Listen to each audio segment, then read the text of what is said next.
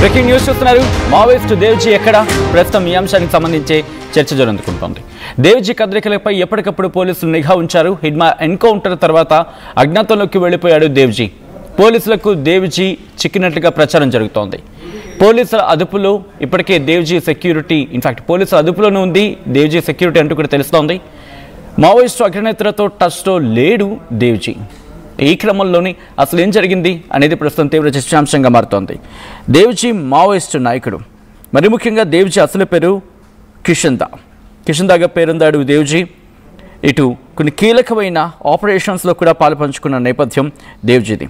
పశ్చిమ బెంగాల్ అసాంసోల్ సమీపంలో ఒక ప్రాంతంలో జన్మించాడు దేవ్జీ. అయితే కిషన్దా మావోయిస్టు ఉద్యమంలో దశాబ్దాల అనుభవం కలిగిన సీనియర్ నాయకులు ఒకరిగా చెప్పుకుంటుంటారు. నక్సలైట్ ఉద్యమం ప్రారంభమైనప్పటి నుంచే పార్టీలో క్రియాశీలకంగా ఉన్నారు. ఇక బాధ్యతల విషయానికి వస్తే కనుక ఈస్టర్న్ రీజన్ బ్యూరోలో కార్యకలాపాలను పర్యవేక్షించేవారు.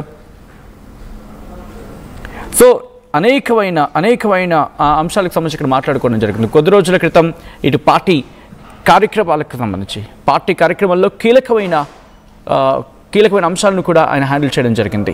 సో ఈ క్రమంలోనే ప్రస్తుతం దేవ్జీ ఎక్కడున్నాడు, మావోయిస్టు దేవ్జీకి సంబంధించి ప్రస్తుతం చర్చ జరుగుతుంటుంది. కొద్ది రోజుల క్రితం మరి ముఖ్యంగా హిడ్మా మరణం తర్వాత దేవ్జీ బాధ్యతలు తీసుకున్నారు. దేవ్జీ బాధ్యతలను నిర్వర్తించడం జరుగుతోంది. ఆ స్థానంలో దేవ్జీని నియమించడం జరిగింది.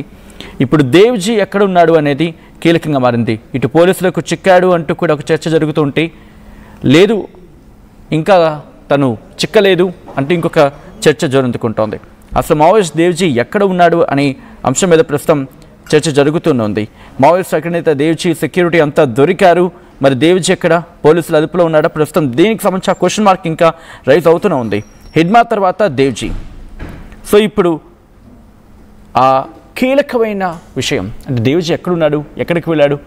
ప్రస్తుతం దీనికి సంబంధించి మాట్లాడుకుంటున్న క్రమంలో దేవ్జీ ఎక్కడ ఉన్నాడు అనేది వెతికే పనిలో ఉన్నారా, లేకపోతే దేవ్జీ ఇక్కడ చిక్కడం జరిగిందా? ఒకసారి డీటెయిల్గా మాట్లాడుకునే ప్రయత్నం చేద్దాం. మావోయిస్టులకు మరో భారీ ఎదురుదెబ్బ తగిలిందంటూ కూడా చర్చ జరుగుతోంది. కీలక నాయకుడు హిడ్మా సహా 6 మావోయిస్టులు ఎన్కౌంటర్లో మరణించిన తర్వాత వెంటనే ఏపీలోని చాలా చోట్ల మెరుపు దాడులు చేశారు పోలీసులు. మీకు గుర్తుందా? విజయవాడతో పాటు మరి ముఖ్యంగా విజయవాడలోని పెనమలూరులో ఒక భవనంలో, దాని తర్వాత ఏలూరులోని ఒక అపార్ట్మెంట్లో, కాకినాడలోని ఒక ఇంటి దగ్గర ఇలా గ్రే హౌన్స్ ఆక్టోపస్ పోలీసుల బృందాలు అక్కడికి చేరుకొని అసౌచ్ ఆపరేషన్స్ని కంటిన్యూ చేశాయి. విజయవాడ పెనమలూరులోని ఒక రెంటెడ్ హౌస్లో 27 మంది సహా మొత్తం 31 మంది మావోయిస్టులు పట్టుబడ్డారు. అందులో మహిళలే ఎక్కువగా ఉన్నారు. ఎక్కువ మంది ఛత్తీస్గఢ్ రాష్ట్రానికి చెందిన మావోయిస్టులు అని చెప్పి ఇంటెలిజెన్స్ చీఫ్ మహేష్ చంద్ర లడ్డా కూడా ప్రకటించిన క్రమం. అయితే దొరికిన వారిలో కీలక నేతలు ఉన్నట్టుగా కృష్ణా జిల్లా ఎస్పీ కూడా ఆ రోజు చెప్పుకొచ్చారు. వీరంతా కూడా బడా లీడర్స్కు రక్షణగా ఉండి ఆర్మీ టీం సభ్యులను కూడా ఆయన చెప్పుకొచ్చిన క్రమం. అయితే దేవ్జీకి సెక్యూరిటీగా ఉండే వారంతా కూడా పట్టుబడ్డారు అని ఒక చర్చ జరుగుతుంటోంది. దేవ్జీ కూడా చిక్కాడు పోలీసులకు అనేది ఇంకొక చర్చ. పట్టుబడిన కీలక నేతల్లో దేవ్జీ కూడా ఉన్నాడా అనే అనుమానాలు ఇప్పుడు వ్యక్తమవుతున్నాయి. అయితే పోలీసు అధికారులు మాత్రం పట్టుబడిన కీలక నేతల పేర్లు మాత్రం ఎక్కడా బయటికి చెప్పట్లేదు. దేవ్జీకి సంబంధించిన ప్రచారాన్ని కూడా పూర్తిగా కొట్టిపారేస్తున్నారు తప్ప ఎక్కడా ఎటువంటి ఇన్ఫర్మేషన్ని లీక్ కాకుండా చూసుకుంటున్నారు.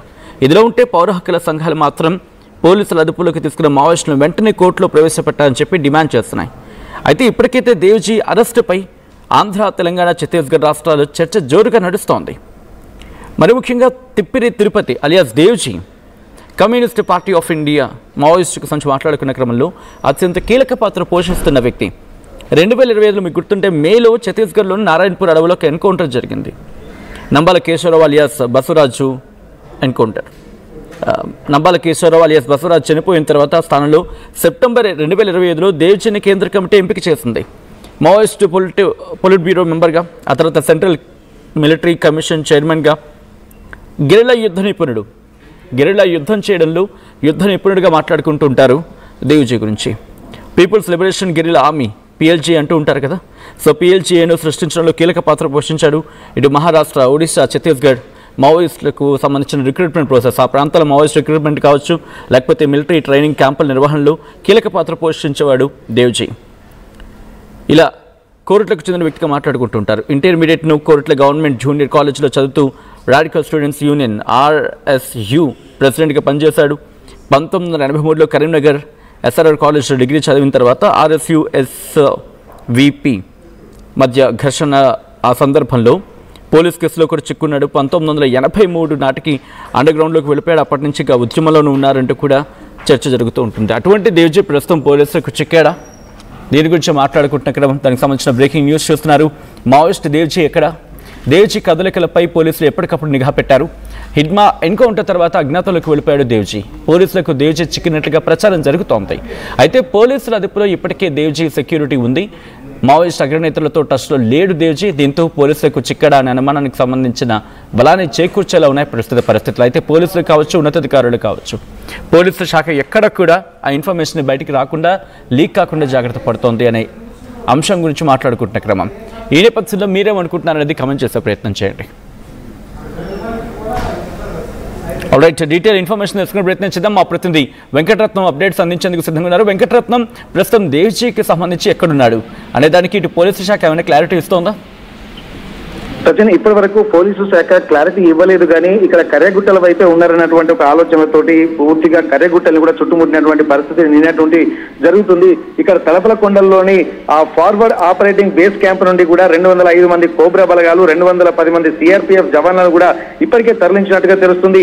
అయితే డిస్ట్రిక్ట్ రిజర్వ్ గార్డ్ నుంచి కూడా 196 మంది బలగాలు కూడా కూమింగ్ జరుగుతున్నటువంటి ఆలోచనలు చూస్తుంటే హిడ్మాను కూడా అదొక ట్రాప్ చేసి పట్టుకుని తర్వాత చంపేశారని చెప్పి ఎన్కౌంటర్ చేశారనేటువంటి వార్తలు ఎప్పుడైతే వచ్చాయో అదే తరహాలో ఇప్పుడు ప్రస్తుతానికి ఆ దేవ్జీని కూడా ఒక ప్రణాళికాబద్ధంగా వ్యూహాత్మకంగా పోలీసులు ఉన్నారన్నటువంటి ఒక ఆలోచనలు కలుగుతున్నాయి. ప్రస్తుతానికి దేవ్జీ సమాచారం కూడా కేంద్ర స్థాయి సభ్యులకు కానీ, అక్కడ సీనియర్ మావోయిస్టు నాయకులకు కానీ ఎక్కడ సమాచారం లభించడేలా ఉంది అనేది కూడా తెలుస్తుంది. ప్రస్తుతానికి ఇవన్నీ చూస్తుంటే మళ్ళీ దేవ్జీ కూడా ఆ పోలీసులకు చిక్కాడా అన్నటువంటి ఒక అనుమానాలు మాత్రం తీవ్రంగా కలుగుతున్నాయి.